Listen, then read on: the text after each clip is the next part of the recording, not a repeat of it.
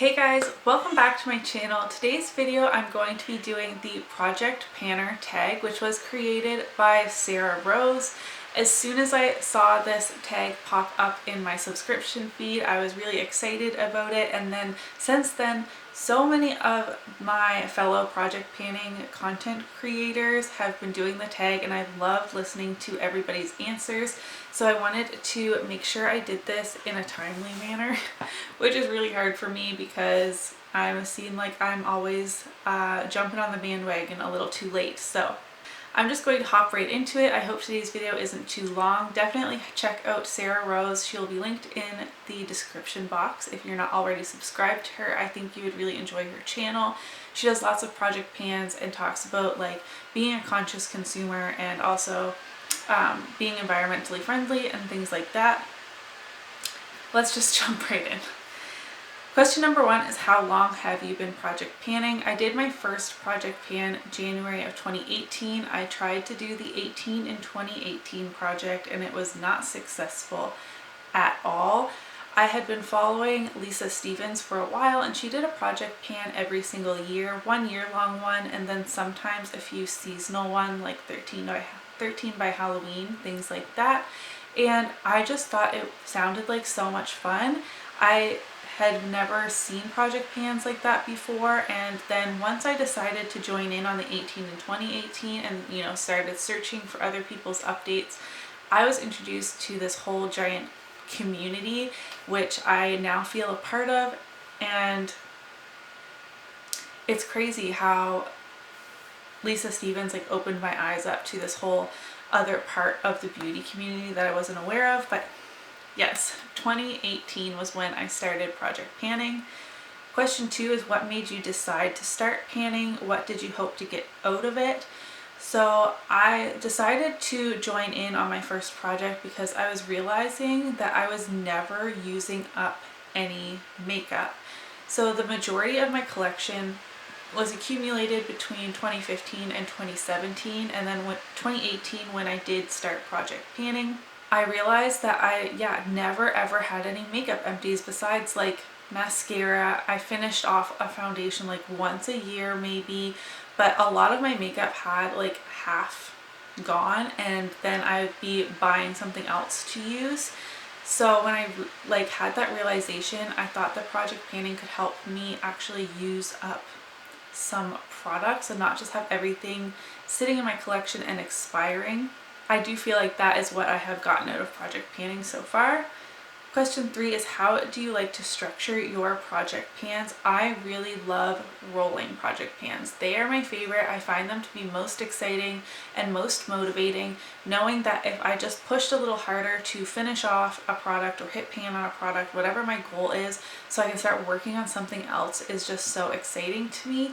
I do also like year-long projects, but I can get burnt out on them. But I also am a really slow project panner. I'm really slow at making progress, so the shorter ones, the 3-4 month ones, I don't find are as successful for me. I still enjoy them, especially when they're collabs, but I don't have as many empties and don't feel as satisfied with the finale as I do with the finale for a year-long project one, if that makes sense.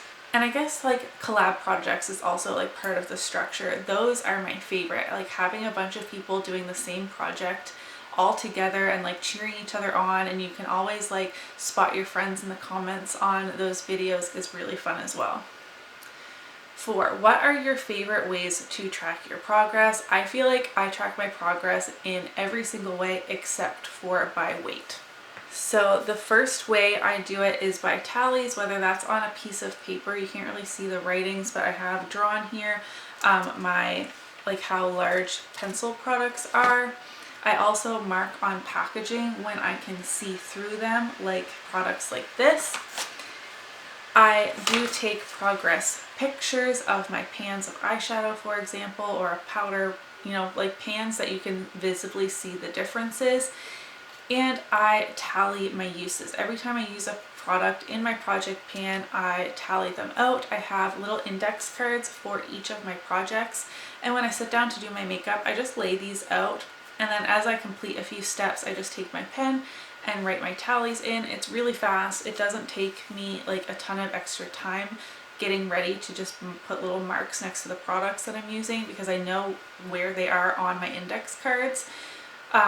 I know someone said to me like, oh, that must take so much extra time in the morning, but it really doesn't. And that also keeps me accountable because before that, I learned in my 18 and 2018, I'd be like, oh, I reach for this product so often. I don't understand why it's not finished or why there's no visible progress. But when I actually started tallying how many times I'm using things, I would be like, oh, well, I only actually used it 4 times this month, so that's why it's not gone yet. It holds me accountable. Question 5 is, what products have been the easiest for you to pan? None of them, just kidding. I find I've been really good at panning concealers. I don't know why. I don't feel like I use a lot of concealer. I don't even do the like crazy triangle thing that I see a lot of beauty YouTubers do. But for some reason, I'm consistently going through the concealers in my collection, which is great. I feel like I don't have a ton that are really old and really neglected. I've been doing a good job over the last year or two of rotating through and like getting them out of my collection, which I feel really good about. I'm also really good at panning brow products. I really like brow products and trying different ones. For someone who has quite full brows, I feel like I do like use them up in a timely manner, if that makes sense. I've also been pretty successful at hitting pan on face powders, but I have never circled back around to try and finish them off. So I have 3 or 4 pressed face powders in my collection that have pan on them.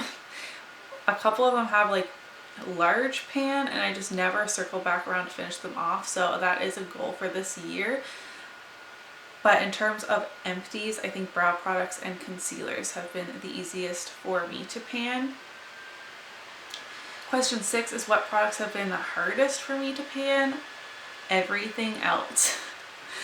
I am the slowest panner in the world. I have a really light hand and I don't do my makeup every single day, which are 2 huge factors going against me. I love doing those eyeshadows, that project, but I feel like my updates are always so boring because I don't hit pan on things very easily.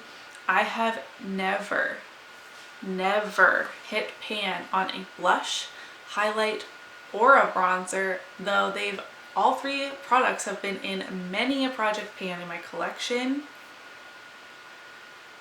Like, I literally don't understand. I feel like I apply quite a lot of cheap products and yet have never hit pan on them in recent memory. Since I've started a makeup collection, never hit pan on them. I don't know if I did in high school or something like that, but like, why? Why not? That one truly baffles me.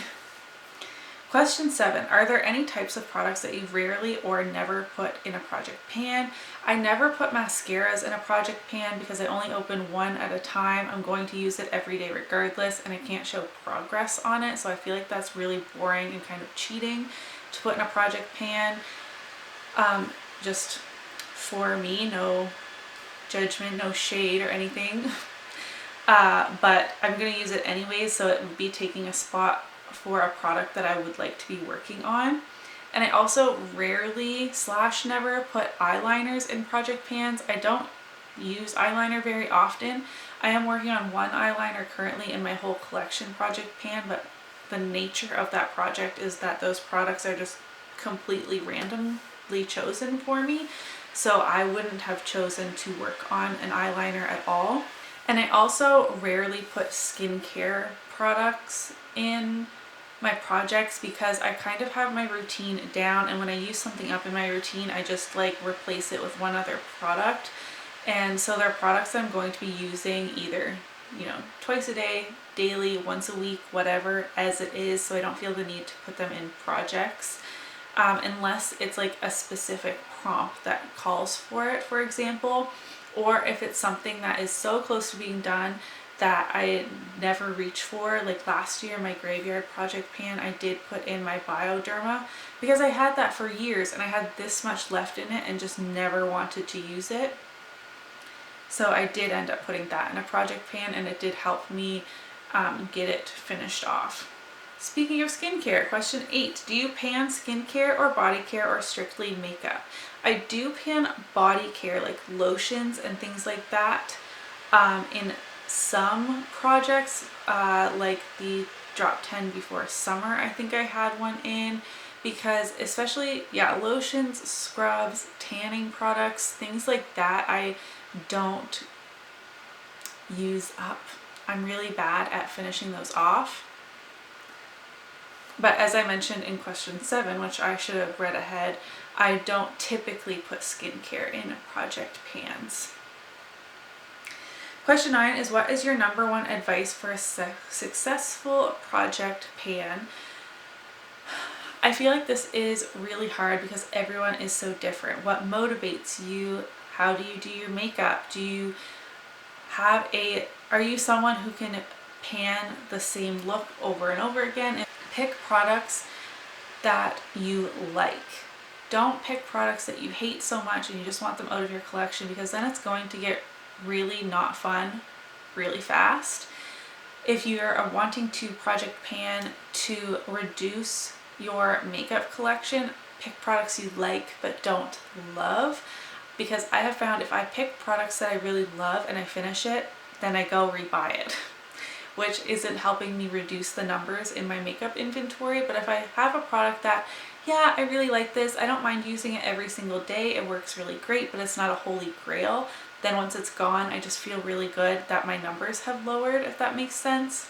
And in terms of like length and rolling, not rolling, that is really personal preference. I like all lengths of projects, but like I mentioned earlier, I really like the year-long ones because I feel like it gives me, a slow panner, like a light-handed person, enough time to make progress, whereas shorter projects, I still like working on them, and it gives me like a new bunch of products that I can work on alongside of my longer projects. Like I like having things have differing start and ending dates to like keep things spiced up, and I'm not getting bored. I don't have the same X number of products in my everyday makeup drawer from January to December.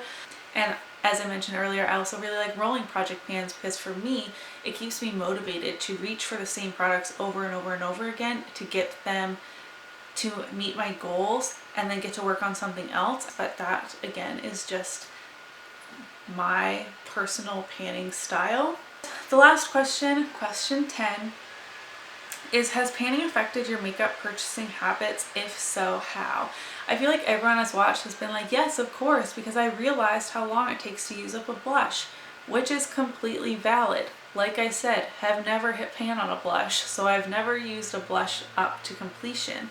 But that doesn't, this is probably going to sound really bad, and this is why I don't feel like I fit into the panning community completely, is because I'm not someone who's trying to use up my makeup collection and then have like a normal amount of makeup. I love having a larger makeup collection. I always have known I would never get through a blush, but that hasn't stopped me from wanting to try new blushes. What project panning has helped me with is I'm less tempted to buy new products when I'm focused on my project pan. I'm a very goal-oriented person. I try really hard to meet my goals, hence the like tally sheets. If I'm focused in on trying super hard to hit pan on a bronzer, I'm less likely to be looking or browsing through other bronzers to bring into my collection, because I know it's just going to sit there and wait for me to hit pan on the other one, if that makes sense. So project panning hasn't opened my eyes to how long it takes to use up products. It has, but that hasn't impacted my makeup purchases, I don't feel like. But because I'm so goal oriented, it's prevented me from like pulling the trigger on new products, though I'm still tempted by them a lot. but I'm like, no sense in buying this right now. I'll buy it in a couple months once I meet my goal on this other product, because I would feel really guilty for it to sit in my drawer forever. If you have seen my Shop My Stash or my unused makeup collection, you know that has happened to me a lot in the past, and I have stopped doing stuff like that. Well, I've tried to. A second way that project panning has affected my makeup purchases is I like to reward myself, and last year it worked out really well for me. I had a like 1 in, 1 out rule, which helped a lot. This year I have more strict goals with my makeup purchases, but like saying you are not allowed to buy anything new until you use up X number of products has helped me rein in my makeup purchasing as well, and also just helps with my project pans and making progress and being able to show that to you guys. So those are my responses to the project panner tag. This tag was so much fun. I love project panning so much. I have project panning to thank for my channel growth, which I'm so grateful for. Thank you so much to Sarah for creating this tag and opening it up for anyone that wants to do it. Let me know if you've done this tag as well. I would love to go watch it. If you enjoyed today's video, don't forget to give it a thumbs up so that I know, and I'll see you in my next one. Bye!